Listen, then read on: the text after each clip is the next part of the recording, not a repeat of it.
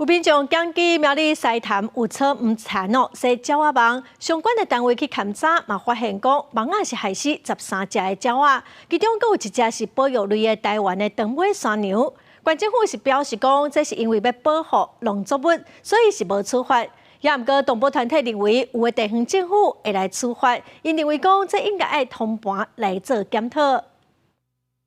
保育类动物长尾山羊挂伫咧鸟仔网已经明显死亡。另外一边是非保育类的花仔花箱，苗栗西潭乡一带草唔残，有农民私底下设鸟仔网，向民众举报，有13只鸟仔掉伫咧鸟仔网死去。农业署会同警方到现场了解，要求农民限期拆除。本大队会同苗栗县政府农业处人员于苗栗县狮潭乡某处草莓园现场会勘发现该处架设鸟网，且挂有保育类及一般类鸟类尸体。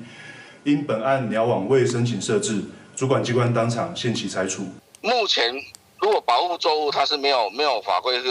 可以去罚它啦，因为它就是因为它的农作物受到损坏嘛，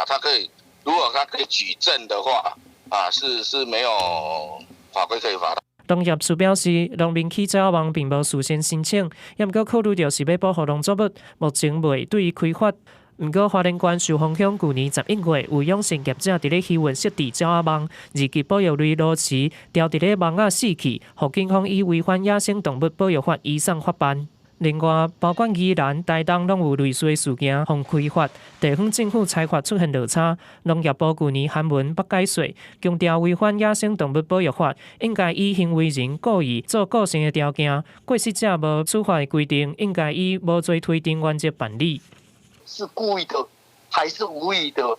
难道做一个最少你一定要有这些的记录嘛？